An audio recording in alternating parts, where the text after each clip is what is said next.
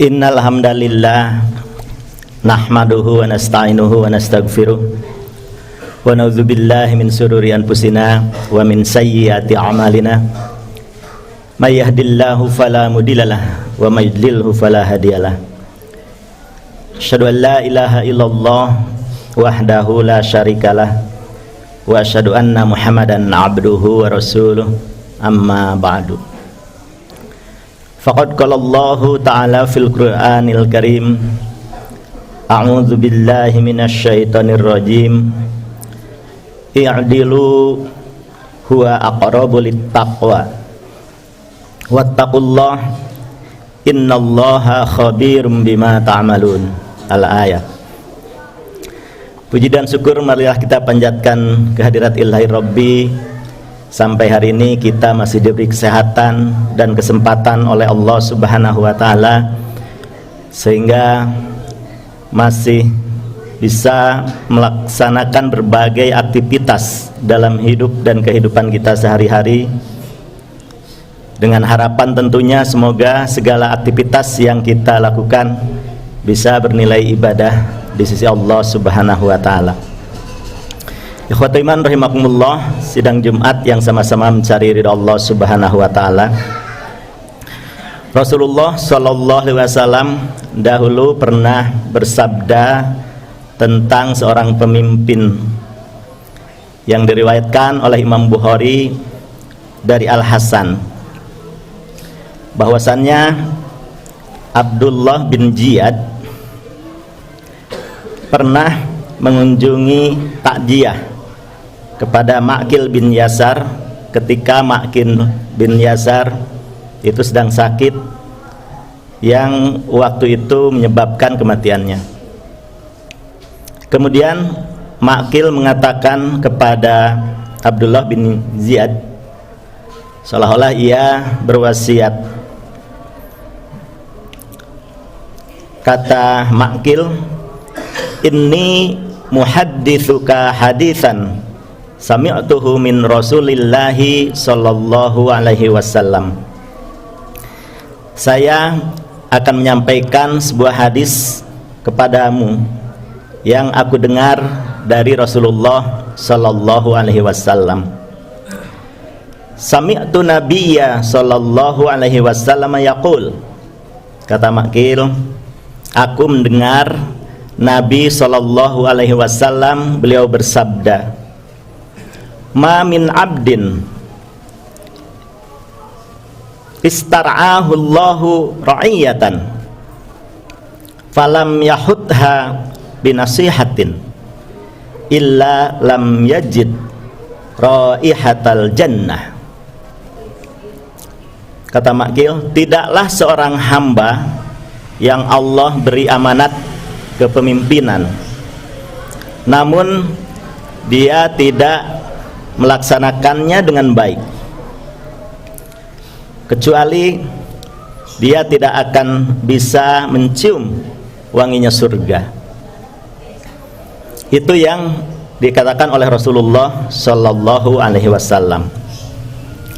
Ikhwatul iman rahimakumullah, Al-Hasan itu nama lengkapnya Hasan bil Abil Hasan Al-Bisri Al-Ansori, nama bapaknya Yasir.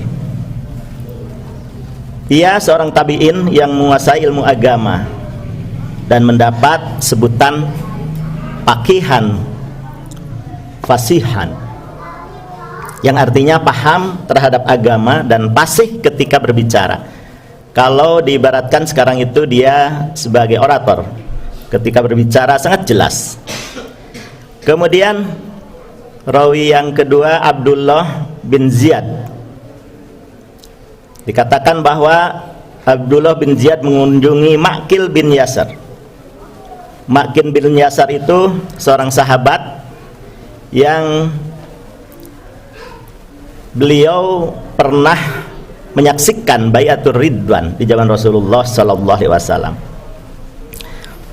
Kemudian isi hadis itu, ma min abdin, kata Rasulullah, tidaklah seorang hamba istar'ahullah, oleh Allah diberi amanat untuk mengurus atau untuk memimpin ra'iyatan, rakyat atau orang yang harus diurus. Yahudha, Yahudha ini bisa diartikan memasang pagar atau membenteng. Artinya seorang pemimpin yang tidak membentengi kepemimpinannya itu binasihatin, dengan syariat agama. Nasihat di sini bisa diartikan keikhlasan dalam melaksanakan agama. Maka kata Rasulullah, illa lam yajid raihatal jannah, kecuali ia tidak akan mendapatkan, mencium wanginya surga. Ikhwatu iman rahimakumullah. Luar biasa hadis ini. Rasulullah mengancam kepada pemimpin-pemimpin yang tidak bisa melaksanakan kepemimpinannya dengan adil, sesuai dengan aturan ajaran agama, maka dia tidak akan bisa masuk surga. Di sini Rasul mengatakan dia tidak akan bisa mencium wanginya surga. Padahal kalau kita melihat dari beberapa hadis bahwa harumnya surga itu bisa tercium dari jarak 40 tahun perjalanan cahaya. Tapi bagi pemimpin yang dolim, pemimpin yang tidak bisa melaksanakan kepemimpinannya yang sesuai dengan aturan agama, maka Rasul mengatakan jangankan masuk ke surga, mencium baunya surga juga tidak akan bisa. Ikhwatul iman rahimakumullah. Maqil bin Yasar adalah seorang sahabat Rasul yang beliau diberi amanah sebagai gubernur di Basrah pada zaman Khalifah Umar bin Khattab. Pengalaman Maqil bin Yasar sebagai gubernur itu membuat dia semakin dekat kepada Allah, serta jabatan sebagai gubernur dijadikannya kesempatan untuk membela dan membantu rakyat. Ia telah membangun sebuah irigasi di Basrah sehingga rakyat dengan mudah mendapatkan air untuk bertani, sehingga menghasilkan panen yang baik, dan rakyat waktu itu sangat sejahtera. Namun dia menyadari sebagai seorang pemimpin banyak hal yang bisa dilakukan untuk beramal soleh, untuk berbuat kebaikan. Tapi bukan hanya itu, dia menyadari bahwa ternyata juga lebih banyak godaan-godaan untuk beramal buruk ketika menjadi seorang pemimpin. Karena seorang pemimpin itu memiliki kekuasaan. Kalau kita tidak dipagari, dibentengi dengan pemahaman agama yang kuat, maka menjadi seorang pemimpin akan membuat kita celaka. Sehingga oleh Rasulullah dikatakan bahwa pemimpin yang tidak bisa melaksanakan kepemimpinannya dengan baik, tidak mendasarkan asas-asas kepemimpinannya dari Al-Quran dan sunnah-sunnah Rasulullah, maka dia tidak akan bisa masuk ke surga. Oleh karena itu ia memberi nasihat menjelang wafatnya kepada Abdullah bin Ziyad, yang nasihatnya itu tadi sudah saya jelaskan, bahwa Rasulullah mengatakan seperti itu. Ikhwatiban hukumullah. Kemudian Ali bin Abi Thalib juga, beliau pernah memberi nasihat kepada para pemimpin umat agar memenuhi hati dengan rasa cinta, dengan kasih sayang, dengan penuh lemah lembut terhadap rakyat, terhadap yang kita pimpin. Jangan menjadi pemimpin itu justru ditakuti oleh rakyatnya, justru ditakuti oleh yang dipimpinnya, seperti takutnya terhadap singa yang lapar.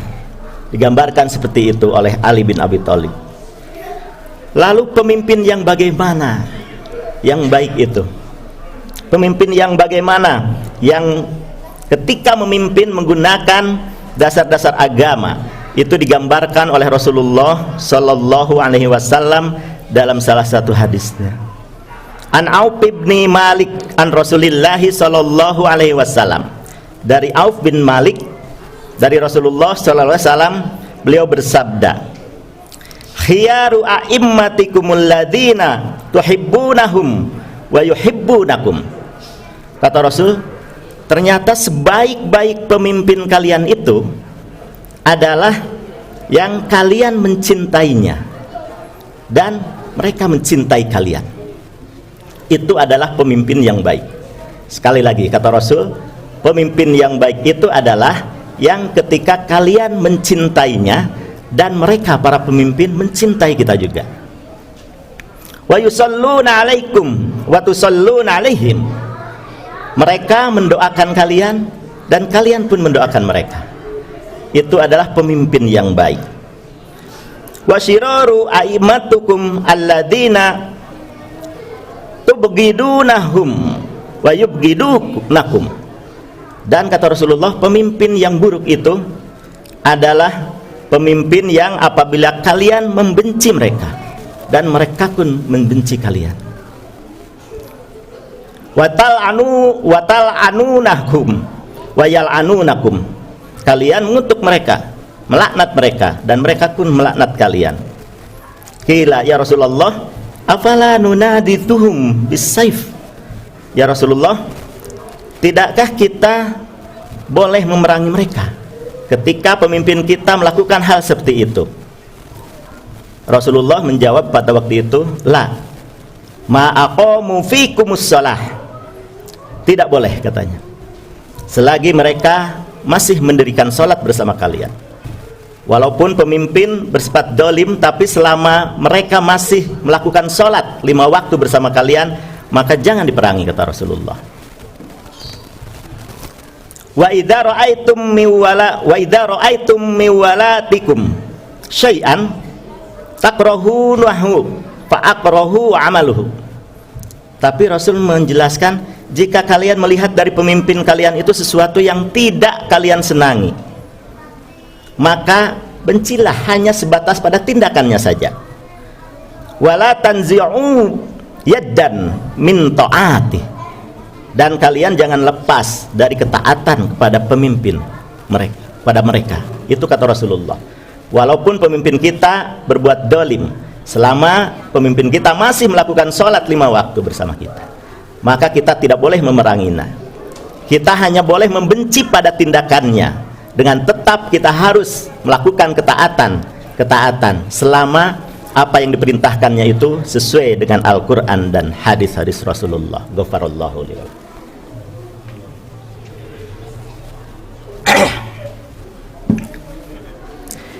Hamdan wa syukran lillah, asyhadu an la ilaha illallah wahdahu la syarikalah, wa asyhadu anna Muhammadan abduhu wa rasuluh. Ikhwatul iman, sidang Jumat yang sama-sama mencari ridha Allah Subhanahu wa taala. Gambaran seorang pemimpin dan yang dipimpinnya itu bisa kita lihat seperti gambaran ketika sedang sholat berjamaah. Seorang imam harus bisa adil dan bijaksana. Sebelum sholat dilakukan, imam disyariatkan menghadap dulu kepada makmum untuk memerintahkan, merapatkan dan meluruskan shaf. Itu adalah ketentuan syariat demi kesempurnaan sholat. Artinya seorang pemimpin harus memimpin dan memerintahkan dengan berdasarkan syariat Islam, dengan berdasarkan aturan-aturan agama. Di samping itu juga imam harus bisa melihat kondisi makmumnya. Kalau ada yang sakit, ada yang sudah sepuh, atau ada yang memang memiliki keperluan yang mendesak, maka ketika itu seorang imam tidak boleh memanjangkan bacaan sholatnya, harus meringankan bacaan sholatnya ketika ada salah satu di antara makmum yang uzur, yang memiliki uzur sehingga tidak bisa lama-lama. Artinya seorang pemimpin harus bijaksana serta mengetahui kondisi yang diperlukan oleh yang dipimpinnya atau rakyatnya.